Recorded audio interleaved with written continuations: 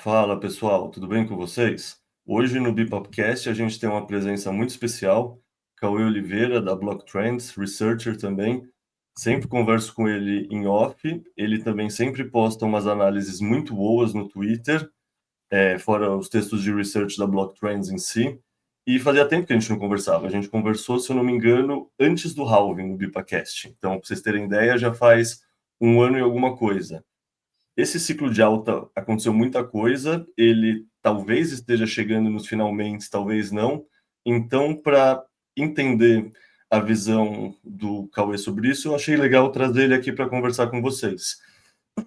Preparando a pauta, eu me empolguei, porque é um cara inteligente que eu gosto muito de conversar, preparei uma pauta bem extensa. Então, na verdade, vai ser uma série com 2 episódios e não um episódio só. Então, hoje a gente não vai tocar muito em ETFs, em MicroStrategy, MNAV, Bitcoin Treasury Companies.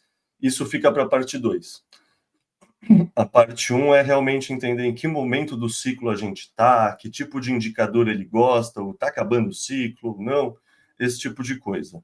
Então, primeiro, para começar, cara, bem-vindo, Cauê. Prazer imenso de novo falar com você por aqui. Pô, eu que agradeço aí o convite. Sempre bom trocar essas ideias, assim.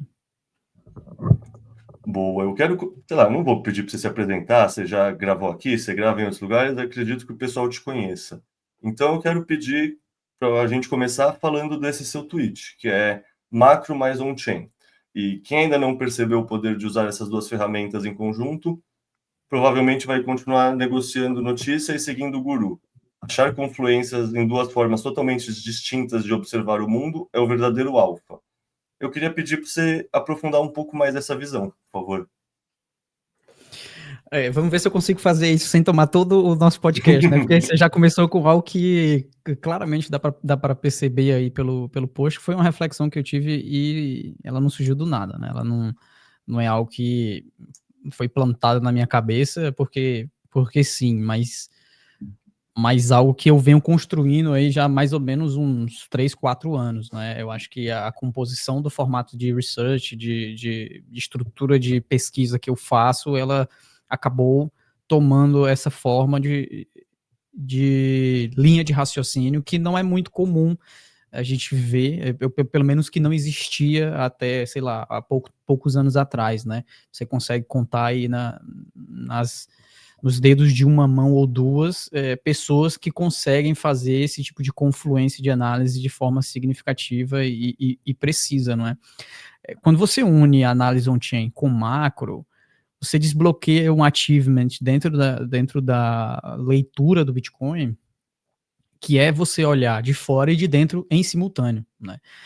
E quando eu digo olhar de fora e de dentro em simultâneo, é porque até então, nós tínhamos modelos de precificação de ativos e de leituras de mercado que eram muito divididas ali naquilo que era entendido como ou análise técnica, que era só a parte da leitura de preço dos ativos, ou então na análise fundamentalista, onde você compreendia indicadores de desempenho, principalmente de ações ou de empresas, né? Então você entendia qual era o desempenho dessa empresa e por desempenho nós estamos falando de diversos indicadores de receita, de lucratividade, de custos, etc, né? E essa foi basicamente aí os dois pilares que nortearam a análise financeira de ativos durante as últimas décadas aí, ou sei lá, século, né? Só que a partir do momento que você tem uma composição de fluxo de capital mais centralizada na mão de órgãos que controlam essa emissão monetária, que controlam essa política monetária de forma centralizada, algo que surgiu já desde ali no início do século passado com essa normalização dos bancos centrais, mas que se intensificou após 1971, né, que aí você não tinha mais uma commodity lastreando o papel moeda, mas todo o peso do valor do dinheiro se sobrepunha ali no próprio Estado, aí você passou a ter a necessidade de compreender o fluxo de capital no planeta, porque, afinal das contas, são os bancos centrais que denominam, né, que dizem quanto o seu dinheiro vai valer. Então, o macro, ele é uma forma de você compreender o fluxo total de dinheiro que flui dentro da economia, num mundo onde o Banco Central ele detém ali o poder da cunhagem, detém ali o monopólio sobre aquilo que vai ser a política monetária. Então você tem o externo desse lado, né? E aí quando chega 2009 para 2010, nós temos o lançamento da primeira rede descentralizada de dinheiro que nós temos assim de forma a ter sucesso, e junto dela ela traz ali um sistema de contabilidade inovador, pode-se assim dizer, né? Não é propriamente inovador, porque os cyberpunks vão saber muito mais do que eu explicar isso, que na verdade o Satoshi ele está em cima de ombros de gigantes, e todo esse modelo que ele construiu para o Bitcoin já vinha sendo estudado anteriormente em outras formas, né? Mas o Bitcoin ele introduziu esse modelo de contabilidade que é através de saídas gastas e não gastas em cada transação. Então você tem informações de cada transação que são imputadas em cada movimentação que você faz de Bitcoin dentro da rede. Então, por um lado, né? Então, por que é completamente divergente um do outro, né? Esses dois tópicos. Porque, de um lado, você tem órgãos centralizados que comandam como esse dinheiro é movido dentro da economia, eles que determinam esse fluxo de política monetária, totalmente centralizado. E do outro lado, você tem algo totalmente descentralizado, onde ninguém comanda o fluxo de emissão da rede, ela está já lá posta desde o início, desde o bloco Gênesis, e você segue ou não segue aquela rede. Hoje em dia, cada vez mais pessoas seguem, e você consegue observar isso em tempo real. Então, de um lado, você enxerga em tempo real a política monetária do Bitcoin e o fluxo de capital dentro da rede de forma individual, de forma soberana. Você mesmo pode rodar o seu nó e extrair esses dados da blockchain. E do outro lado, você tem uma política extremamente centralizada, onde você necessita dessas informações para entender o que o Federal Reserve, o que os bancos centrais, o que o BCE, o Bacen vai fazer. Só que quando você une as duas, aí você encontra diversas confluências, principalmente no que diz respeito ao sentimento de mercado, ou o sentimento do investidor, ou o interesse, né? Que no final das contas vai se traduzir aí na economia tradicional como uma demanda. Né? Então, a demanda de determinado dinheiro, ela vai depender aí de uma série de fatores. No caso do Bitcoin, a demanda ela é uma composição de diversas coisas, entre elas as próprias características que o Bitcoin possui, mas também o crescimento da sua adoção. Então, você começa a conseguir capturar essas informações de demanda através da análise on-chain e através da análise de macro, da análise de liquidez, principalmente, você consegue entender a demanda dos agentes por necessitar ativos de proteção. Por que precisa de ativos de proteção? Isso aqui vai se encaixar, tudo que eu estou falando aqui vai se encaixar na parte que a gente for discutir sobre M2, sobre liquidez, que eu sei que já estava ali na pauta, né? Porque, no final das contas, quanto mais dinheiro é impresso no planeta, mais as pessoas percebem que o seu poder de compra vai sendo degradado, né? Vai sendo minimizado, e isso aumenta a necessidade de proteção contra esse mesmo evento. Então, o que acontece? O fenômeno de impressão monetária empurra as pessoas a buscarem formas de capitalizar o seu próprio capital, de modo a evitar que ele perca de valor ao longo do tempo. É por isso que tantas pessoas são tão taradas, pode-se assim dizer, né, em renda passiva, em título público, em algo que possa fornecer qualquer tipo de valor acima daquilo que eles perdem ao longo do ano. Né? Então, é aí que entra a questão de você conseguir enxergar a demanda por proteção, e aqui nesse caso, essa proteção seria investimento, a demanda por investimento com base no fluxo de liquidez, e a demanda pelo Bitcoin com base nas suas próprias características. Então, duas coisas completamente diferentes, macro e on-chain, mas que unidas se tornam aí, na minha opinião, a ferramenta, ou digamos assim, o conjunto de ferramentas mais preciso e mais sensacional que existe para todas as pessoas que estão aí nesse mundo da análise de investimentos, da análise de macroeconômica, do estudo econômico em si. Não, perfeito. Cara, eu quero até expandir um pouco esse pensamento, que no fundo, assim, primeiro, concordo totalmente com o que você falou, mas você tá falando focado em duas coisas específicas, né? Macro e on-chain. E eu acho que esse pensamento dá para ser expandido para tudo na vida, assim, sabe? Quando a gente fica muito bitolado em um tipo de análise só, talvez essa análise tenha algum ponto cego que a gente não percebeu, porque talvez ela tenha alguma premissa oculta que a gente não percebeu que já mudou. Por exemplo, muitas análises de ciclo que o pessoal está fazendo levam em conta um tipo de estrutura de mercado que em 2024 foi totalmente alterada. Será que essas coisas vão continuar acontecendo da mesma forma? Ou será que vamos ter pontos cegos e indicadores porque os padrões e os fluxos de capital mudaram? Eu não sei, depende do indicador, etc. Mas é isso que eu quero dizer. Tipo, a pessoa que segue só macro e não está entendendo alguma coisa, a pessoa que segue só um chain e não está entendendo alguma coisa, a pessoa que segue qualquer uma forma só de analisar alguma coisa sem tentar validar ou falsear essa análise com dados externos, essa pessoa tem um ponto cego que ela não está prestando atenção, que pode sim pegar ela no contrapé. Então eu achei muito legal quando você postou isso, porque é uma reflexão que eu tenho também. Eu nunca fiz especificamente com macro mais on-chain, mas eu lembro que eu penso isso, sei lá, há muito tempo atrás, sei lá, quando eu estava ainda na época de carreira acadêmica, geologia, etc., que eu li um artigo da Harvard Business Review falando da vantagem de você analisar coisas usando multimodelos. E no fundo é isso que você está falando. Vamos analisar as coisas por várias óticas diferentes, usar vários modelos diferentes, porque é aí que está o alfa. E se você pensar, muitas das descobertas da ciência podem acontecer quando alguém que não é da área vem e olha para a área com uma visão menos enviesada e com background de outra coisa. E aí ele consegue fazer conexões que não estavam óbvias para todo mundo que está olhando só a mesma coisa, e foi meio se autoprogramando a ver os mesmos padrões e entender muito essa análise, mas não olhar o todo. Então, assim, quando eu li esse tweet, eu achei fantástico, eu achei que, assim, era realmente um ponto muito bom para a gente começar. Daí, dito isso, eu quero te perguntar. Você falou muita coisa, falou de macro, falou de on-chain, vou te colocar direto na fogueira. Dito tudo isso, onde você enxerga o Bitcoin atualmente no estágio do ciclo? A gente vai ter um blow-off top até o final de 2025 e depois vai cair 80%. A gente já chegou no pico que foi 125 e agora a gente só vai cair. Como você está enxergando o ciclo atual?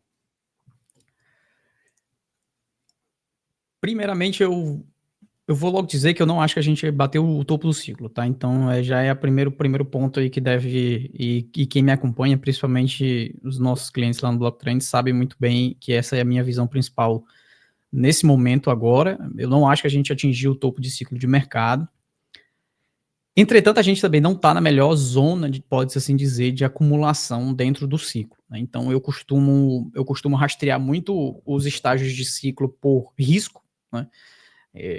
E quando eu falo risco, na minha opinião, o Bitcoin é um ativo quase livre de risco, só que as pessoas entendem ainda muito volatilidade como risco, né? Então, ou seja, volatilidade igual risco.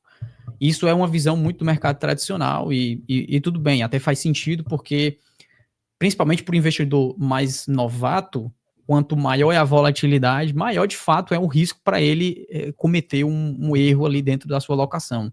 Mas tem risco dele comprar um topo e vender um fundo, né?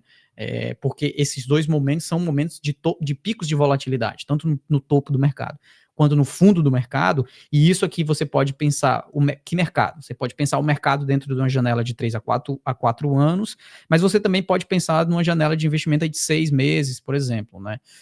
Então vai ter muita volatilidade nos próximos aos topos locais e de ciclo, e vai ter muita volatilidade próximo aos fundos locais e de ciclo também.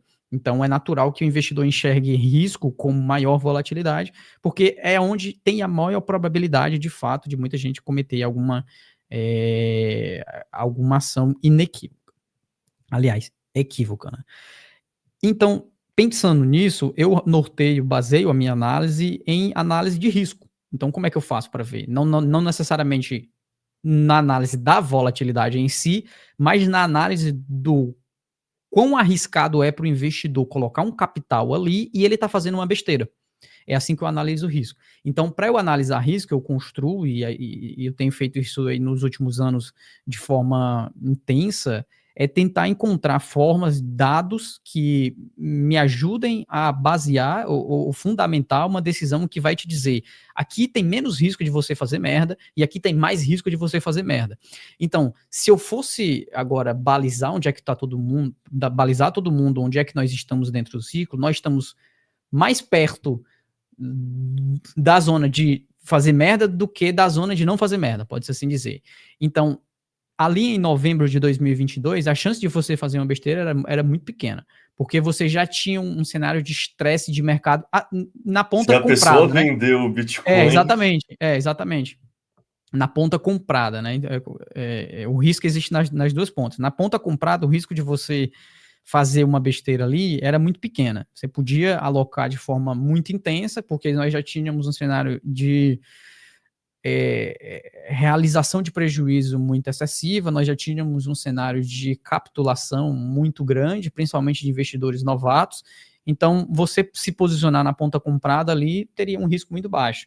Agora, onde nós estamos mais próximo de uma zona que tem um risco muito alto de curto prazo para a posição comprada, não tanto para a posição vendida. Então, a gente vai oscilando e isso vai depender muito da sua cabeça como investidor. E agora eu estou falando para a galera que está nos ouvindo, né? Vai depender muito de qual é o seu viés de alocação, porque a gente precisa entender que nem todo mundo vai entrar no Bitcoin com a mesma cabeça, tá?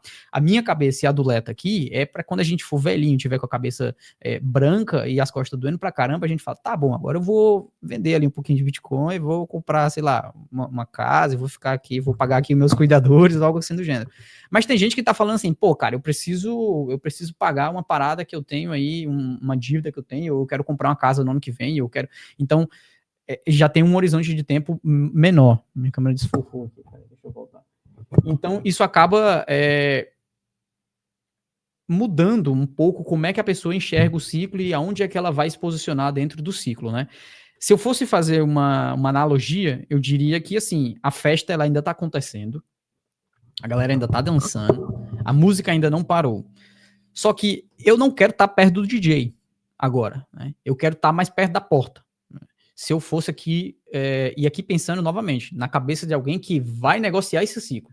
Para alguém que não quer negociar o ciclo ou que quer só acumular, isso daqui não vai fazer diferença nenhuma, porque o cara até pode fazer diferença se ele tiver a cabeça de pensar assim, pô, como é que eu faço para otimizar o meu DCA? Como é que eu deixo o meu DCA ainda melhor dentro dos ciclos, né? E tem como você fazer isso. Esse cara, talvez ele já não deva mais fazer aqueles tal de all-ins que muita gente fala, talvez esse cara já não deva fazer um aporte muito grande alavancado, tomar um empréstimo que ele não possa sustentar aí pelos próximos 6 a 12 meses, talvez para esse cara já não está mais tão vantajoso quanto estava ali entre o final de 2022 e o início de 2023. Então é basicamente assim que eu enxergo onde é que nós estamos no ciclo atual. Depois dá para a gente aprofundar mais nos porquês, né? Porque eu não dei nenhum porquê, eu só disse a minha visão.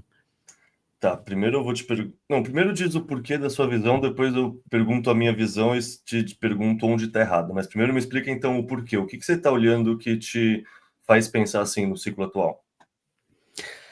A primeira é a proximidade com os meus próprios indicadores de exaustão de ciclo. Então esse é o primeiro ponto. E aí é dentro da parte de on-chain, né? Na parte de on-chain já existe uma proximidade maior daquilo que seria uma zona de exaustão de alta.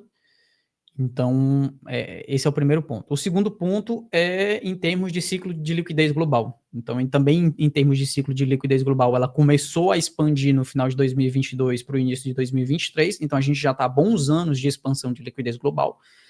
E ela já está mais próxima dessa zona de exaustão da liquidez global entre meados do final de 2025 para início de 2026, que é onde seria expectável de ter uma mudança em termos de sair de um cenário de expansão para um cenário de contração. Então, basicamente, macro e on-chain. Perfeito. Cara, como eu tô imaginando? Primeiro disclaimer que eu faço é que em 2021 eu já achava que era super ciclo, é muito fácil eu me contagiar e ficar bullish, então hoje em dia, acredito muito no Bitcoin, é difícil eu ver casos bear, porque eu sou Bitcoiner, Então, hoje eu tenho tentado me policiar para pensar o oposto. E como eu tenho visto o ciclo, no fundo, desde 2024, se a gente pensar, desde 2024, quando os ETFs são aprovados, a gente tem uma grande alta, que acho que é lá em março, se eu não me engano, que a gente sobe dos 40 até os 75, daí depois a gente consolida entre os 70 e os 50, lá no carry trade do Yen, etc. A gente segue esse caminho, você tá aí, tá, imagino que sim, boa. A gente segue esse caminho de consolidação lateral até novembro. Em novembro, a gente tem uma segunda grande alta, que é a eleição do Trump. E assim, se você parar para pensar, beleza, em janeiro a gente chegou no 110. A gente está mais ou menos lateralizado desde janeiro, desde dezembro. Assim, a gente está nessa faixa 90, 120. Beleza, teve essa esticadinha um pouco maior, chegou até o 125. Mas, de novo, a gente teve um degrau de alta e uma consolidação lateral, um segundo degrau de alta e uma consolidação lateral. O que eu fico pensando é que, visto que o capital que está entrando agora é um pouco mais maduro, é um pouco mais educado, não cai tanto no FOMO, talvez esse padrão devagar e sempre uma escadinha se mantenha por mais tempo que o pessoal imagine. Talvez se mantenha por mais 2, 3 anos, sei lá. Sabe aquele análogo do lançamento do ETF de ouro? Que depois do ETF de ouro a gente viu um bull market de 2004 até 2010 no ouro. Eu vejo relações que isso pode acontecer com o Bitcoin. Por quê? E aí não é porque o Bitcoin é o ouro digital. É basicamente porque o ouro, o mercado tradicional não conseguia expor, porque o mercado tradicional não pode fazer a custódia de ouro, que nem não pode fazer a custódia de uma saca de milho, ou de um barril de petróleo, ou do Bitcoin. Então, assim, tinha um capital represado que depois começou a fluir para o ouro ao longo do tempo, teve que passar por compliance, teve que passar por conselho, então não foi no primeiro ano que fluiu tudo, ele fluiu ao longo de um certo período. Ao mesmo tempo, a gente vê que o que você falou dos indicadores on-chain, eles nunca chegam a ficar realmente aquecidos. Eles começam a se aquecer e eles já param de se aquecer, eles já cool off antes do que aconteceu nos ciclos passados. Para mim, isso mostra uma maturidade diferente dos alocadores de capital, o que me leva a pensar que talvez esse processo. E aí, beleza, falei que a gente vai falar mais de ETFs e Bitcoin Treasury Companies na segundo, mas são novas fontes de demanda que não vejo porque elas precisam seguir um padrão tão cíclico quanto o padrão cíclico do varejão que se empolga pra caramba e depois tem uma reação de dor de barriga grande, sabe? Eu vejo um padrão que pode ser um devagar e sempre, sabe? Esse cenário sobe 30 mil, consolida lateralmente, sobe 30 mil, consolida lateralmente. E na minha visão, esse também é um cenário que causaria a maior dor a todos os envolvidos, porque todos os bulls quebrariam a cara e ficam, sabe, estão na expectativa e ela não chega, e todos os bears também. E querendo ou não, tem essa coisa que é meio uma brincadeira, mas que o Bitcoin tende a seguir o caminho de maior dor. Então, assim, hoje em dia eu tendo a acreditar que esse é um cenário base, ele é o meu cenário base, para mim ele é mais plausível que acreditar que o Bitcoin vai ter uma grande correção e vai seguir um ciclo que nem os ciclos anteriores, sabe? Chegar numa máxima histórica e cair 50, 60, 70%. Eu acho que se o Bitcoin começa a cair tudo isso, pô, tem muita gente que nunca viu o Bitcoin, sabe? Por exemplo, quem compra ETF, o IBIT, ele não sabe que o Bitcoin cai 60, 70%. O Bitcoin caiu 20, 30%, é uma incrível promoção para ele, porque ele só conhece o gráfico do IBIT, ele não conhece o gráfico do Bitcoin como um todo. Então, para mim, esses novos players, eles não vão deixar o Bitcoin cair tanto, eles já vão ver oportunidade antes e já vão alocar também. O que eu estou errando nesse pensamento? É isso que eu te pergunto sobre isso. Cara, eu não diria errando, né? Assim, acho que é muito difícil eu dizer que você tá errado e eu tô certo, ou eu tô errado, você tá certo. É muito. Uma das coisas que eu tento sempre evitar quando eu tô construindo a minha análise pro pessoal que me acompanha é fazer previsão. Por mais que essa seja a norma base, pode-se assim dizer, do mercado, né? E isso é algo que eu tento fugir, porque eu não acho que isso é correto, eu não vejo. Eu sou humilde demais com o desconhecido, pode-se assim dizer. eu sei que, por padrão, principalmente casas de análise, eu não estou aqui apontando o dedo, e se você estiver me ouvindo e trabalha numa casa de análise, eu não estou querendo aqui pagar de sabichão. Mas eu acho que as pessoas se acostumaram demais com alguém dizendo para elas o que vai acontecer no futuro, e menos com alguém dizendo o que fazer no momento atual, né? Então, acho que a forma que as análises são jogadas hoje na galera é dizendo assim, ó, tal dia, tal momento vai acontecer isso, então e tal. Mas não muito no, olha, agora você tem que se posicionar dessa forma, agora, etc. Então, a minha análise ela é mais baseada no como é que eu enxergo o momento atual e o que eu acho que deve ser o outcome mais favorável para você naquele determinado momento atual. Eu, sinceramente, não faço ideia de como é que vai ser o ciclo de 2026, mas com as informações que eu tenho hoje, né, então, assim, com a visão que eu consigo enxergar hoje, é muito difícil para mim conceber uma mudança estrutural no planeta de modo a mudar o interesse de alocação dos indivíduos. E eu acho que esse é o ponto onde a gente vai divergir. Porque a forma de alocação no Bitcoin hoje mudou, com certeza. E a gente, depois, no próximo episódio aí, o pessoal que está nos ouvindo já fique sabendo que a gente vai fazer um segundo episódio aí, então já vai ficando na espera, né? Mas a forma de alocação de capital no Bitcoin mudou de fato, e isso alterou muita coisa. O formato dos livros de oferta, da liquidez, da própria profundidade de mercado que existe hoje é completamente diferente, e você não precisa ser gênio para descobrir esse tipo de coisa. Agora, o que eu tento entender mais ainda é não só como é que as pessoas estão alocando, e aqui eu estou falando pessoa física e pessoa jurídica também, mas o porquê que elas estão alocando. Então, lá naquela parte que eu estava falando do macro e on-chain, na análise on-chain, nós temos uma ferramenta de economia comportamental. Ela nos dá muito do que é o sentimento e a visão de cada investidor.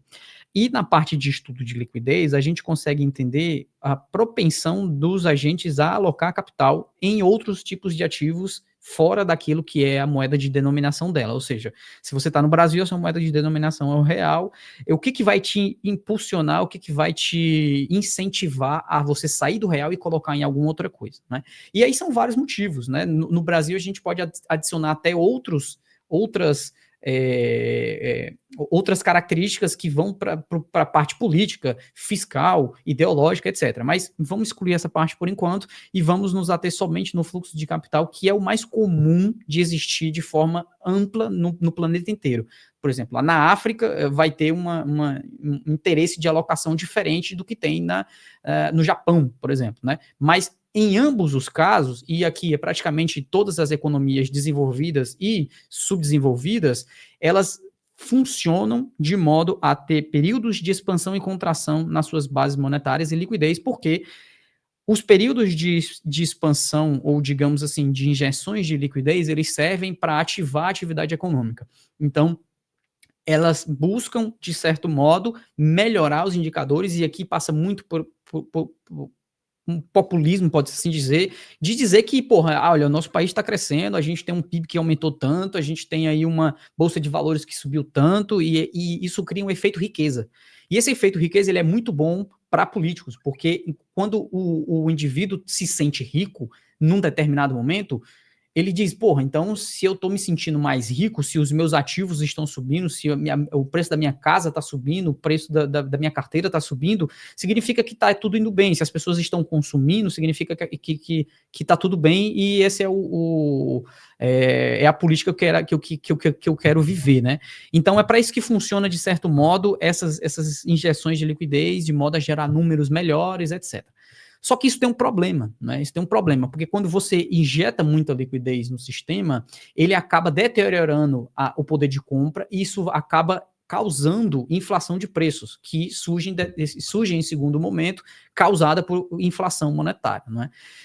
E para conter essa inflação de preços, o governo e aqui os bancos centrais, eles precisam contrair essa liquidez. Só que quando chega em determinado momento dessa contração de liquidez, eles contraem demais e a economia desanda, a economia fica muito fraca, as pessoas param de consumir, as empresas param de dar muito lucro e o preço dos ativos cai novamente. E aí as pessoas falam, porra, agora eu fiquei pobre, cara. O que vocês vão fazer aí, o presidente, o vereador, o deputado? Aí os caras falam, porra, agora a gente vai injetar liquidez. E aí reinicia esse ciclo. E isso é algo que, assim, na cabeça do Norme, você, Caio, já ouviu falar disso milhares de vezes e outras pessoas que estão dentro do nosso mercado já ouviram falar isso 1000 vezes. Mas na cabeça do Norme, ele não consegue entender esse conceito. E esses períodos é o que fazem com que esses investidores tenham uma maior ou menor propensão para alocar nesses ativos.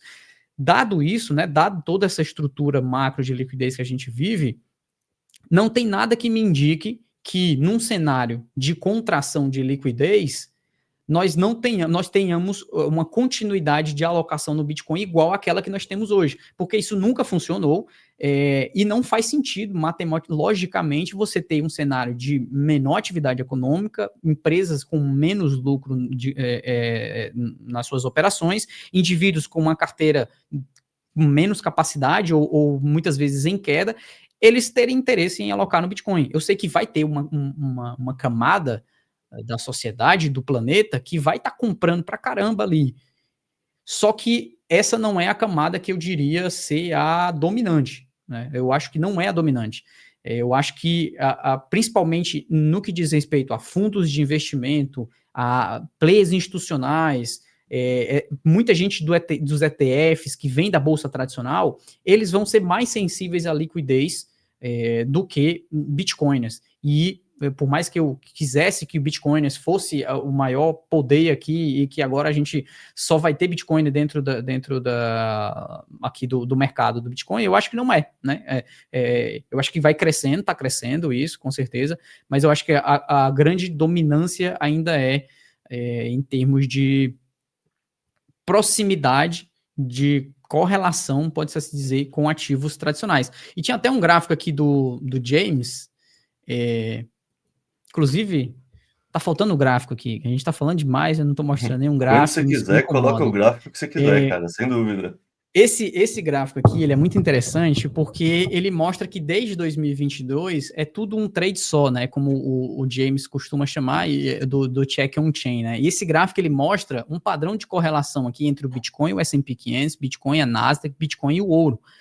E no final das contas não significa, e obviamente correlação não é causalidade, não significa que o Bitcoin que a variação de preço do Bitcoin é explicada pela variação de preço da Nasdaq, do S&P 500 e do ouro. Não, é que o motivo da alocação no S&P 500, na Nasdaq e no ouro é o mesmo motivo da alocação no Bitcoin. E qual é o motivo? Eu já expliquei anteriormente. Você tem um cenário de injeções de liquidez, um indivíduo percebe que o seu dinheiro vai valer menos daqui a 12 meses do que vale hoje, ele precisa colocar o dinheiro em alguma coisa. Vai colocar em quê? Quais foram os melhores ativos aí?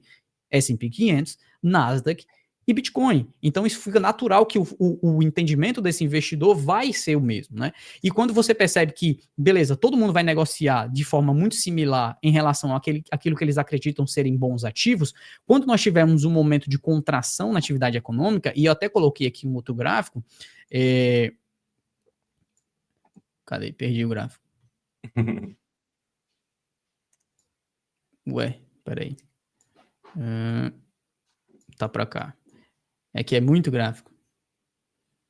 Caraca, perdi o gráfico. Bom. Cara, eu acabei de copiar esse gráfico.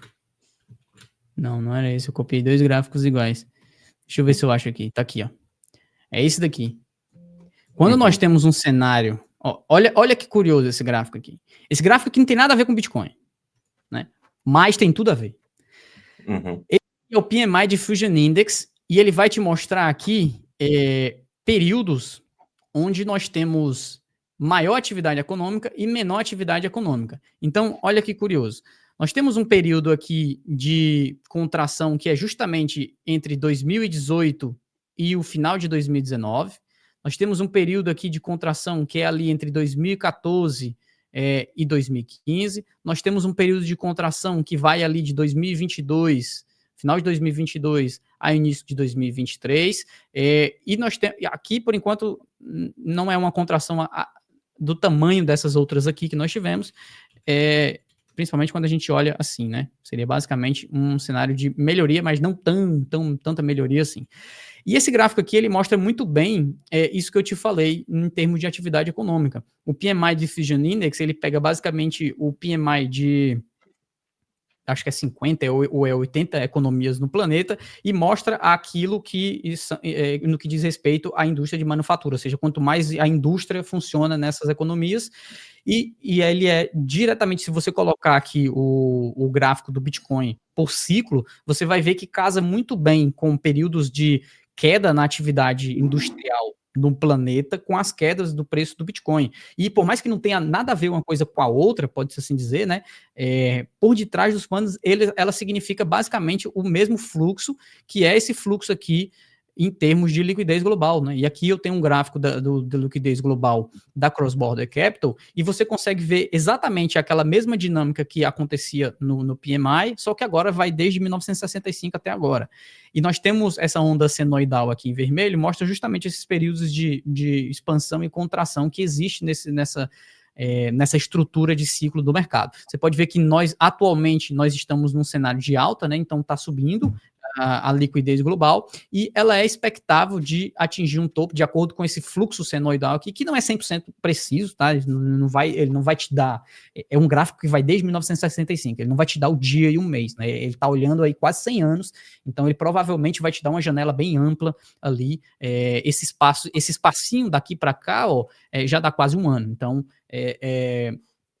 ele vai te dar uma janela mais ou menos, mas essa janela a gente pode esperar que ele atinja algum pode-se assim dizer, algum limite no final de 2025 para o início de 2026. Mas isso ainda não é o cenário atual, porque no cenário atual a gente tem principalmente bancos centrais em formato de injeções de liquidez, né? Então a gente tem bancos centrais que estão reduzindo taxa de juros, ou pelo menos mantendo essa taxa de juros parada, que é o que mostra aqui nessa linha pontilhada preta, é o percentual de bancos centrais em formato de acomodação, ou seja, de queda de taxa de juros, e em laranja nós temos aqui um índice de liquidez de bancos centrais que também cresce. E aqui, novamente, toda vida que eu falo liquidez, eu estou falando de liquidez no sentido amplo, não é liquidez do M2.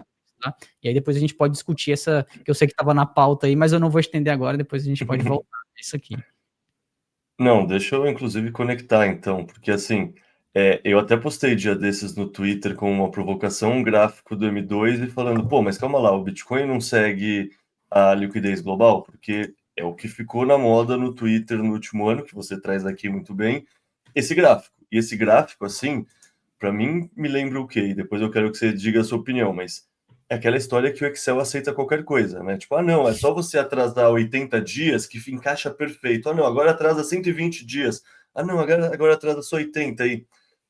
Eu gostei muito da sua análise da senoide do longo prazo, porque é isso, porque, pô, o padrão macro, a macro tendência, faz sentido se acreditar que está correlacionada. No micro, você não vai ver num dia ou numa semana o negócio acontecer, porque a liquidez está expandindo agora, isso já vai chegar na ponta para o Bitcoin tão rápido. Então, explica para o pessoal qual confusão eles estão fazendo quando olham esse gráfico aqui, quando falam que M2 é liquidez global, esse tipo de coisa toda. Bom, vamos lá. A primeira coisa que a gente precisa entender são fatores de composição deixa eu mostrar aqui minha tela. A primeira coisa que a gente precisa entender é fatores de composição sistemática do preço do Bitcoin, tá? E isso daqui que eu estou mostrando não é dogma, tudo que eu falo, eu quero que vocês entendam que não é cagação de regra, pode-se assim dizer, para falar no português assim bem esdrúxulo para a galera entender. E eu convido a contrapor aquilo que eu falar aqui, tá? Então, se você tiver uma visão diferente, pode me trazer e eu estou sempre aberto a discutir essas visões diferentes. Mas O que eu vejo hoje, e eu concordo muito com esse gráfico aqui, pelo formato do estudo e pelo formato da construção a qual ele foi utilizado, é que nós temos 4 fatores principais aqui que podem explicar, eu não estou dizendo que explicam, mas que podem explicar a composição do preço do Bitcoin. Sendo que a maior parcela dele, e aqui nós vamos ter liquidez global e apetite ao risco do investidor, essa parcela inteira aqui é explicada pela própria liquidez. Por quê? Apetite ao risco, eu já expliquei para vocês 2 vezes nesse podcast, que depende muito do que é fluxo de liquidez. No momento que nós temos mais injeção de liquidez e mais atividade econômica, o apetite ao risco aumenta, porque você tem um efeito riqueza na economia que te incentiva a alocar capital. Tanto incentiva no sentido de você querer proteger o seu capital, mas porque você está vendo que as coisas estão bem e não tem por que elas não darem mais bem ainda do que elas já estão. Então todo mundo vai ter esse mesmo raciocínio. Só para exemplificar para o pessoal que está em casa, é quando você ganha um aumento e começa a comer japonês mais vezes por semana. Exatamente. É isso que está na psicologia de qualquer investidor e não precisa ser gênio para perceber isso, porque isso é um efeito natural de nós, indivíduos humanos. Nós queremos melhorar a nossa vida por padrão, né? E isso é natural. E o outro fator aqui, que seria 40%, 40,7%, seria liquidez global. Então, se nós unimos esses dois aqui, nós podemos ter num efeito de primeira ordem a liquidez global direta e no efeito de segunda ordem o apetite ao risco, que é relacionado à liquidez global, eles dois aqui compondo cerca de 62,9%, 63% mais ou menos, do que explica a precificação do Bitcoin. E aqui entra uma parte que é mais relacionada à percepção do mercado em relação a como é que o Bitcoin pode se tornar um ouro digital, que é algo que a gente costuma falar e que a mídia tradicional costuma falar muito, né? Que é como o Bitcoin pode se tornar uma commodity que é percebida pela sua escassez e que pode ser utilizada de modo a proteger os investidores contra cenários de queda, etc. Que é uma menor relação, né? É uma menor parte do mercado. Então, aquilo que eu estava comentando, não é a grande maioria do mercado que acredita que o Bitcoin é um ativo de proteção. A grande maioria do mercado vai ser relacionado ao apetite ao risco por se expor e querer ganhar dinheiro, e isso é totalmente derivado de liquidez global. Dada essa composição aqui que a gente falou, que eu não estou dizendo que é a certa, e esses valores aqui não necessariamente são o mesmo que é hoje, né? Esse aqui é um estudo do início do ano, então isso já pode ser alterado, mas é só para vocês terem uma ideia da magnitude que é a importância da liquidez global. E quando nós estamos falando de liquidez global, e aí que entra esse gráfico aqui, que é extremamente importante que as pessoas entendam. Nesse gráfico aqui, nós temos o M2 global, que é aquele gráfico que você mostrou, que é aquilo que todo mundo está olhando, e a liquidez global, né? E olha que curioso, eles têm um pequeno gap aqui, ó, entre eles, de aproximadamente 60 ou hoje já estaria na faixa de mais ou menos uns 60 trilhões de dólares. 60, 70 trilhões de dólares. É um pequeno gap, assim, pouco dinheiro, né? Digamos que seja uns 70 trilhões de dólares, assim, coisa que você... cara, é muita grana. E aí você vai me perguntar, tá, Cauê, o M2 global é esse daqui, e esse aqui é a liquidez global. O que é isso aqui? Esse meio termo. Esse meio termo aqui são outras coisas que não estão contabilizadas no M2 global, principalmente no que diz respeito à alavancagem. Então, dentro do M2 global, a gente consegue entender uma parte da liquidez que está em depósitos bancários, que está em títulos, que está fluindo dentro da economia em dinheiro vivo, ou que não está fluindo dentro da economia em dinheiro, mas que está depositado dentro do cofre de bancos centrais e de bancos comerciais. Só que a gente não consegue perceber a quantidade que esse capital, esse dinheiro está colateralizando em outros ativos. E esse é um dos pontos muito significativos, porque boa parte desse dinheiro que está aqui, principalmente o dinheiro que está na parte dos bancos comerciais e dos bancos centrais, são colaterais para outros tipos de liquidez. E essas liquidez, esses formatos de liquidez, elas vão amplamente aí, por exemplo, shadow banking, é uma forma disso. Para quem não sabe o que é Shadow Banking, são entidades financeiras que fornecem alavancagem, fornecem empréstimos sem serem bancos. Que tipo de instituição financeira faz isso? Fundos de hedge, por exemplo. Fundos de hedge têm capacidade de alavancar utilizando colaterais, sem necessitar de ativamente utilizar uma instituição bancária. Então, eles criam liquidez no mercado sem necessitar de serem um banco. Né? E, por exemplo, aí a gente pode passar para eurodólar, por exemplo, que é dólar que é emitido fora dos Estados Unidos com colateral em US Treasuries. Então, imagina um banco lá da Letônia. Ele deposita $1 bilhão na sua conta em US Treasuries e emite dólar em relação àquele colateral. Então, olha que curioso, está contabilizando duas vezes, né? Porque já tem esse dólar que é desse título, que está posicionado dentro do banco, só que o cliente lá da Letônia falou assim, cara, eu quero ter acesso a dólar, eu sou um pica de falar aqui, tenho muita grana, ou eu sou um institucional aqui da União Europeia, ou daqui da Ásia, sei lá, whatever, e eu preciso ter dólar na mão, mas eu não quero ter conta nos Estados Unidos. Ele falou, não, cara, se preocupe não, aqui no nosso banco a gente resolve isso, nós temos dólar dentro do nosso banco, e esse cara emite um dólar, ele contabiliza um dólar lá na conta desse institucional, dessa baleia. Só que no final das contas, esse dólar é um título que está depositado dentro desse banco. E esse dólar que é criado mesmo, que é gerado, ele não está sendo contabilizado pelo Banco Central dos Estados Unidos, que é o emissor do dólar. É por isso que se chama de eurodólar. Não significa que é o euro misturado com o dólar e nem que é um dólar na Europa, não. É só como foi convencionado chamar, mas pode ser emitido em qualquer lugar, não necessariamente na Europa, pode ser emitido na Ásia, pode ser emitido no Brasil, na América Latina, whatever. Basta ele ser fora do sistema financeiro americano. Então, aqui dentro vai ter uma composição muito grande de outras coisas, de outros ativos, de outros dinheiros que não são contabilizados no M2. É por isso que não vale a pena você olhar somente o M2 e chamar de liquidez global, porque ela só é uma parte. Tem um espaço aqui gigantesco de capital que flui dentro da economia do planeta através de outras instituições financeiras que não são o Banco Central. Mas novamente, quando nós olhamos liquidez global, que é esse daqui, né, que é esse aqui de cima, que eu estou mostrando para vocês, aí sim, ele tem uma composição muito direta com a atividade aqui, com a precificação do Bitcoin. Ou seja, desce no gráfico de baixo. Basicamente, o M2 global é um proxy que não é 1 para 1, mas é um proxy indireto da liquidez, ou seja, você pode pensar que tem a mesma tendência, mas não é que você vai colar um no outro e falar que é 1 para 1, e isso reflete aproximadamente 60% da variação do preço do Bitcoin, de acordo com esses dois gráficos. Seria uma maneira simplista de sintetizar isso, de acordo? Exatamente. E aí, se você olhar, por exemplo, em termos de liquidez global, né, e não do M2 global, ele também tem uma correlação muito, muito próxima aqui com o Bitcoin, num atraso de 3 meses. Então, sim, ele tem uma relação bem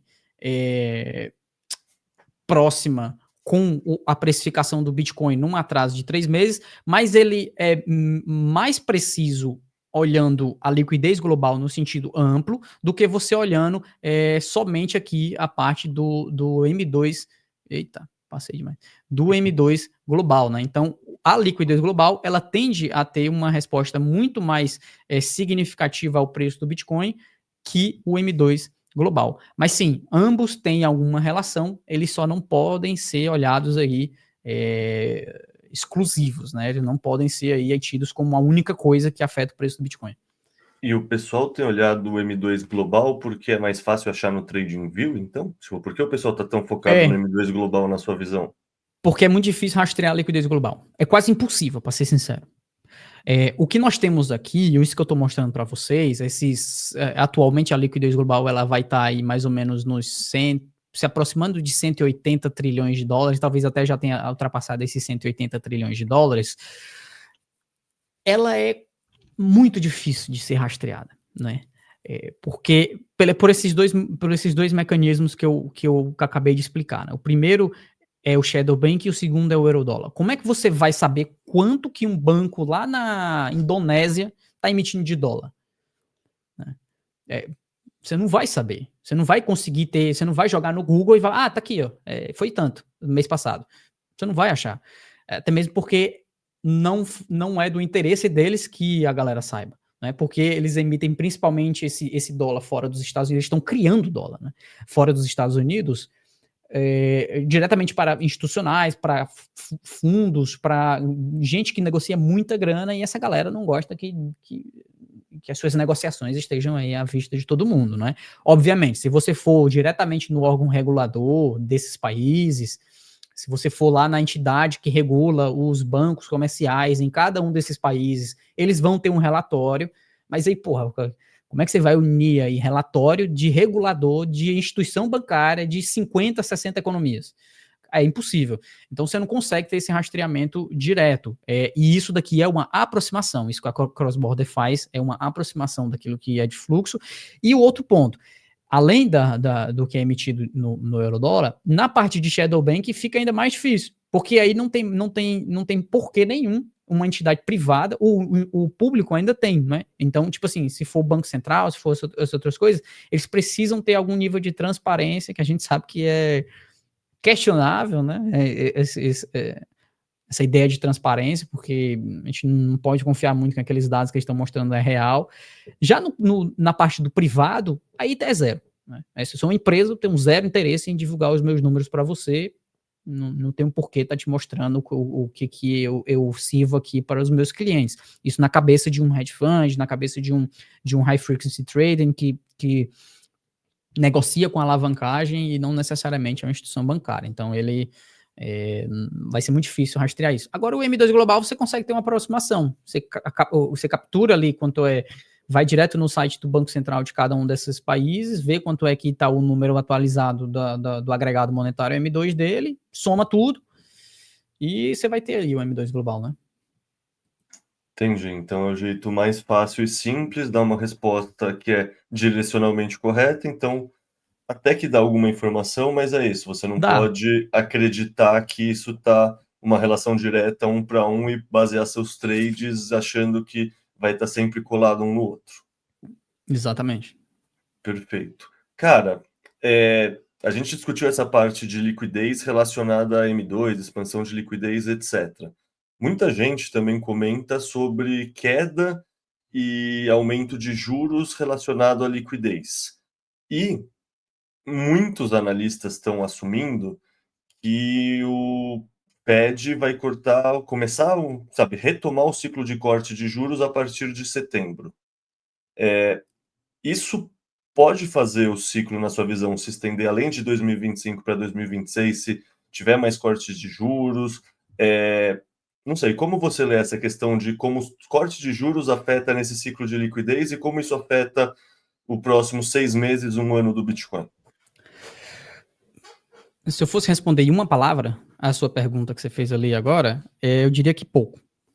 Tá? Eu sei que muita gente gosta de olhar juros e entende que juros é uma ferramenta de política monetária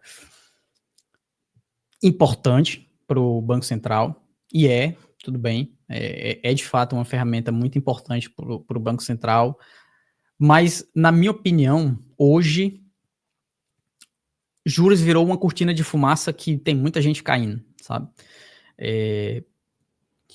A galera tá olhando muito para juros, muito para a decisão do Fed, muito para as falas do Fed, e estão esquecendo o que o próprio Fed e principalmente o Tesouro tem feito com a liquidez. Então, taxa de juros é uma dentre as várias ferramentas de política monetária que um banco central pode executar, e existem outras que são mais impactantes, ou que pelo menos estiveram sendo mais impactantes no ciclo atual do que foi nos ciclos anteriores. Até 2020, ali mais ou menos, nós tínhamos uma dinâmica onde a taxa de juros lá nos Estados Unidos, né? Agora vamos focar aqui nos Estados Unidos, que provavelmente é onde 90% do mercado vai olhar, não é? A taxa de juros, ela determinava muito, sim, aquilo que era a política monetária do Federal Reserve. Quando o Fed diminuía a sua taxa de juros de forma muito intensa, ele estava dando um sinal para a economia que o custo de capital agora é baixo ou nenhum, né, que chegou aí a zero. O custo de capital ele é inexistente praticamente, você pode tomar alavancagem, você pode tomar empréstimo, e isso incentiva principalmente empresas, né, porque o cálculo do custo de capital para uma empresa ele é muito importante, né, que é o que é chamado de CAPEX, né, que é o tal do Capital Expenditure. E para uma empresa funcionar, ela precisa ter uma previsibilidade do quanto que ela vai gastar com capital, quanto ela vai precisar tomar de empréstimos para investir, para etc. E isso era uma indicação muito clara de como é que a política monetária do Federal Reserve ia ser executada. Só que a partir de 2020, o Fed percebeu uma coisa. O tal do quantitative easing, né, que ficou muito na cara. E como é que se configurava um quantitative easing no formato mais tradicional que o Federal Reserve estava executando?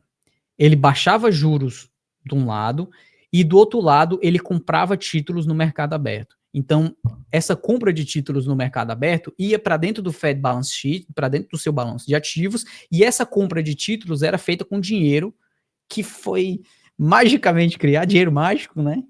Pode pilim-pim-pim, eles jogaram lá e nasceu dinheiro, e aí eles compravam ativos do mercado aberto, e esses ativos entravam dentro do balanço do Fed, ficavam estacionados lá, enquanto eles injetavam esse fluxo de capital direto na economia dos agentes aqui, principalmente dos bancos. Então fornecia esse dinheiro para os bancos, comprava esses títulos dos bancos, isso incentivava que os bancos gerassem ainda mais empréstimos. Então você tem um efeito de primeira ordem, que é o Banco Central capturando esses ativos, e pode ser, nesse caso aqui, até a própria recompra dos títulos públicos que estão dentro dos bancos comerciais. O Fed entrava comprando esses títulos dos bancos comerciais. Os bancos comerciais agora, com mais capital à sua disposição, tinham mais interesse em aumentar a alavancagem dos consumidores, e eles criavam dinheiro também. Então, para quem não sabe, os bancos comerciais também criam dinheiro, né? Não é só o Banco Central que cria dinheiro. Então, isso fazia com que a economia como um todo tivesse um aumento de efeito riqueza já imediato. Só que começou a ser visto, isso começou a ser visto muito claramente, né? Começou a ficar muito fácil de identificar esses processos de quantitative easing que o Federal Reserve estava executando, e ficou muito, muito fácil de identificar esses processos de injeções de liquidez, e a galera já começou a ficar mais cascuda, já começou a ficar mais protegida em relação a esses processos. O que o Federal Reserve criou, né, a partir de 2020? Ele passou a adotar outros mecanismos de política monetária, e aí você vai ter aí o discount window, que foi utilizado já desde 2020, você vai ter aí o Banking Funding Term Program, que foi criado em 2023, quando o Silicon Valley Bank colapsou. Então, outro mecanismo de liquidez. E você vai ter o Reverse Repo Facility, que é basicamente um depósito de capital que é utilizado para empréstimos interbancários. Então, aqui são empréstimos que não vão para indivíduos, mas que ficam fluindo de bancos comerciais para o Federal Reserve. E você ainda tem um outro mecanismo que é chamado de Treasury Reserve, não, como é que chama? Que é basicamente TGA, lembrei. TGA é Treasury General Account, que é a conta geral do Tesouro, que ela é basicamente uma conta de banco, pode assim dizer, só que do Tesouro lá dos Estados Unidos. Então, boa parte dos impostos cai dentro dessa conta geral do Tesouro, e o governo utiliza essa conta para pagar as coisas, né? Então, se ele paga essas coisas, ele basicamente flui esse dinheiro de volta para a economia. Então, ele pode inclusive emitir dívida, e isso é o que ele faz, para recompor esse Treasury General Account, e é por isso que chama de US Treasuries, né, que são tesouros dos Estados Unidos, e isso fica dentro da conta do tesouro. E tudo isso aqui são outros mecanismos que você não vê a galera falando. A galera fala juros, o Fed, os juros, a taxa de juros, mas existem vários mecanismos, e esses mecanismos, eles estão sendo utilizados hoje para injetar liquidez dentro da economia. Inclusive, mostra aí minha tela. Tem um gráfico aqui que mostra justamente a liquidez doméstica, né? Aqui você vai ter aqui em laranja a liquidez doméstica lá dos Estados Unidos, que é essa composição de tudo que eu falei para vocês aqui em relação à curva de juros. Então, uma das formas do governo norte-americano controlar a sua curva de juros, que desandou um pouquinho aí mais recentemente, é através desses outros mecanismos de liquidez. Então, a taxa de juros ela está parada, né? Ela está estável, só que a liquidez doméstica não, ela segue crescendo por meio de outros mecanismos de política monetária. Então, não adianta só olhar para a taxa de juros, porque você precisa entender quais são os outros mecanismos que o Fed e o Tesouro estão utilizando para incentivar, e é por isso que a gente tem subido de preço, né? O Bitcoin, ativos, principalmente bolsa de valores lá nos Estados Unidos, tem subido de preço aí nos últimos meses, digamos, nos últimos anos também, porque nós temos um cenário de expansão de liquidez doméstica lá nos Estados Unidos, mesmo com um peso da taxa de juros em segundo ou terceiro lugar, podemos dizer assim, né? Então, só para compor aí, para quem está só olhando juros e está depositando toda a sua análise na decisão do Fed em relação a juros, cara, você vai olhar só uma parcela daquilo que o Fed está executando em termos de fluxo de liquidez. Ou seja, na sua visão, o pessoal que pensa, pô, ano que vem é ano de eleição nos Estados Unidos, o Trump vai querer aquecer muito a economia, e aí tem a relação com aquele gráfico senoidal que você mostrou, o Trump vai querer provavelmente aquecer muito a economia, aumentar muito a liquidez para ter essa atividade econômica, para ganhar voto, para conseguir consolidar o poder dos republicanos nas midterms. Essa análise, você acha que mesmo ele querendo isso, essa briga dele com o Powell para baixar os juros do Fed, no fundo, não tem muito efeito prático na economia, então não se reflete tanto no Bitcoin? Não, é porque a briga do Trump com o Powell tem um peso muito mais fiscal do que em termos de liquidez, na minha visão, não é? Porque o governo dos Estados Unidos ele paga muito com taxa de juros da sua dívida pública, né? Então o custo da dívida pública lá dos Estados Unidos é muito alto. Então o que o Trump está tentando fazer, tentando pressionar o Powell para baixar esses juros, é para ter uma dívida mais pagável. Mas assim, cara, não existe isso, não existe. Dívida pagável é tipo um preto branco. Não faz sentido lógico, né? Você não vai conseguir pagar essa dívida que existe lá nos Estados Unidos, ela continua fazendo máximas históricas e ela não vai diminuir Seu agora. áudio sumiu aqui, não sei se é meu ou seu a questão. Alô? Alô? Não te escuto. Caraca. Aqui parece que tá normal, deixa eu ver Não se... escuto. Alô, alô, Acho que alô? não é meu a Acho que é questão, porque eu não você. tô vendo bolinhas verdes na sua coisa aqui embaixo no Tá, StreamYard. tá aparecendo na minha. Eu escuto zero, cara. Se eu vejo o que você está falando, eu vou ver o chat aqui, é isso. Tá aparecendo na sua? Ih, caralho, daí eu não sei o que fazer. Aqui. A minha tá aparecendo.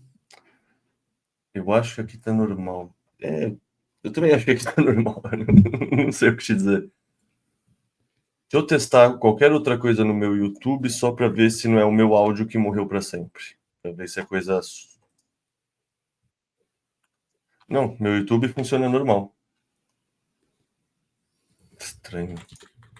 Então é o StreamYard mesmo. O microfone tá certo. Padrão.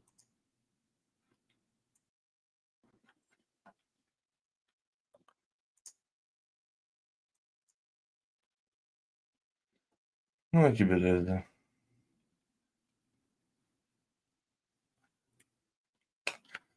A minha webcam morreu agora, pra você ter ideia. Eu acho que o StreamYard que deu um. Errei. Ah, foi isso que aconteceu. A minha webcam morreu e isso fez tudo acontecer, então. E agora eu voltei. Você tá no palco de Tá novo. ouvindo aí? Tô te ouvindo de novo. Boa. O Eu meu dito tava aqui. subindo ali, quando eu falava tava subindo a barrinha, então... É estranho, não, foi, sei lá o que aconteceu aqui, mas voltamos. Só deixa eu marcar aqui para editar, mas voltamos.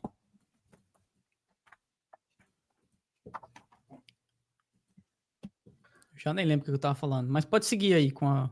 Também não lembro. Bom, enfim, depois dessas dificuldades técnicas, mas cara, no fundo, eu sinto que a gente praticamente esgotou a pauta de hoje, porque colocar qualquer outra coisa meio que é forçar um pouco mais num assunto que ficou muito bem amarrado e fechado. Então, eu acho que faz mais sentido encaminhar para os finalmente e deixar o resto para nossa próxima conversa. Então, como eu costumo concluir os podcasts da BIPA? Primeiro eu pergunto se tem alguma coisa nesse tema que a gente conversou hoje que você acha que ficou de fora e que seria interessante a gente ter abordado um pouco mais. Então, sei lá, liquidez, juros, o estágio do ciclo. Tem alguma coisa aí que você acha que faz sentido dar mais uma ressaltada ou a gente falou tudo o que você queria falar? Não, eu acho que a gente até falou demais de liquidez, né?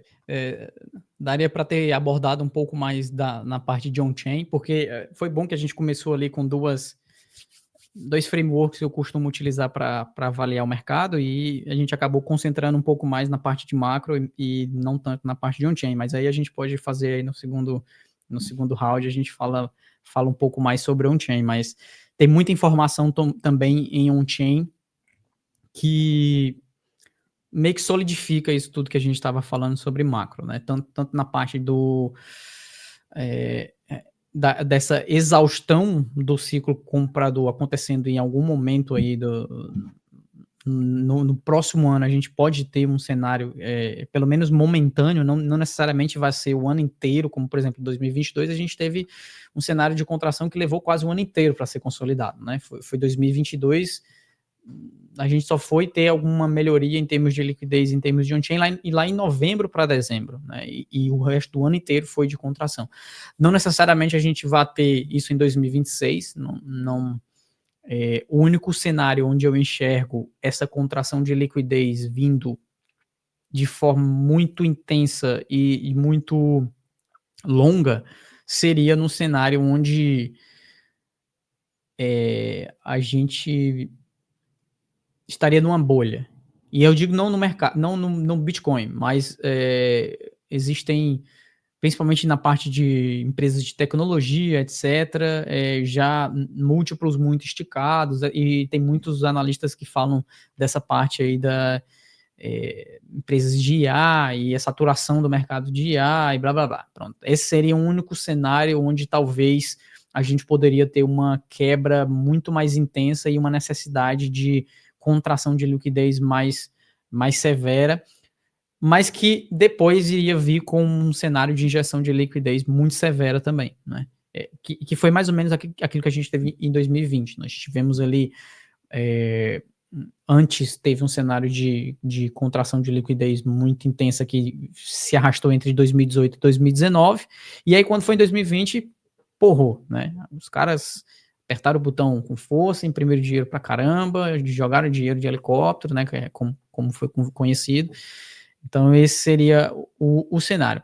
Mantendo tudo igual, né? Ou seja, ceteris paribus, tudo aquilo que a gente tem atualmente, poderíamos ter um cenário de contração de liquidez no próximo ano, mas não tão intenso e nem tão longo, a ponto de que ainda em 2026, mais para frente de 2026, isso já reverta por inteiro, e pode ser que o Bitcoin faça uma correção de bear market não tão intensa quanto foi nos ciclos anteriores, que tiveram uma contração de liquidez também muito, muito intensa, né? Então, é isso. Só para complementar. Uhum. Perfeito. Então, só para concluir o nosso papo de hoje, eu quero agora duas indicações.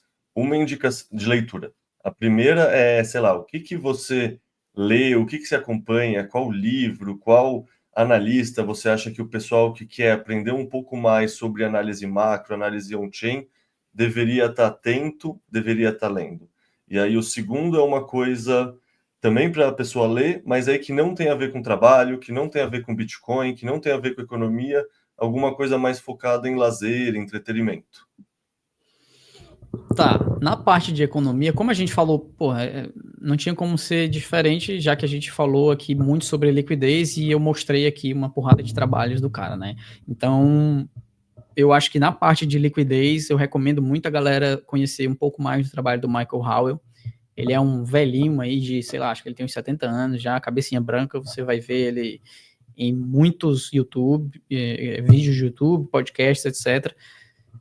Então, recomendo o material dele, pode ver aí no YouTube muita coisa gratuita daquilo que ele produz, e ele tem um livro chamado de Capital Wars, mas aí o livro eu só recomendo para quem já bateu o pé e falou assim, não, agora eu vou aprender liquidez, porque assim, é um livro que você vai ler 5 vezes, velho, e você ainda não vai entender porra nenhuma, então ele é bem difícil, e eu só recomendo mesmo para quem quer realmente entender essa parte de uma forma muito mais assim minuciosa, porque ele é um nível assim bem elevado, né? Agora, na parte de pessoal, você me pegou de calças justas, eu não, deixa eu ver. Seria pessoal no sentido de Filosofia, história, biologia, puta, eu gosto de poemas, gosto de teatro, sei lá. pô, cara, então eu vou ter que, se for na parte de filosofia, eu vou ter que indicar aí o livro Assim Falou Zaratustra, do Nietzsche, né? Então, para quem já viu o meu perfil no Twitter, já viu minha foto, sabe que eu gosto aí da leitura do Nietzsche, e eu acho que Assim Falou Zaratustra é um, é um livro bem interessante, junto com Genealogia da Moral, ele é muito bom, e ele tem umas interseções com o Bitcoin que talvez um dia eu me interesse assim por produzir alguns conteúdos e falar um pouco mais sobre essa parte filosófica, que eu ainda nunca parei para fazer, mas ele tem algumas interseções bem interessantes aqui que valeria a pena juntar esses dois mundos, né? Bitcoin com a filosofia nietzschiana, mas é isso. Perfeito. Cara, como sempre, um prazer falar com você, uma aula. Muito obrigado pelo seu tempo e até a próxima. Valeu, pessoal.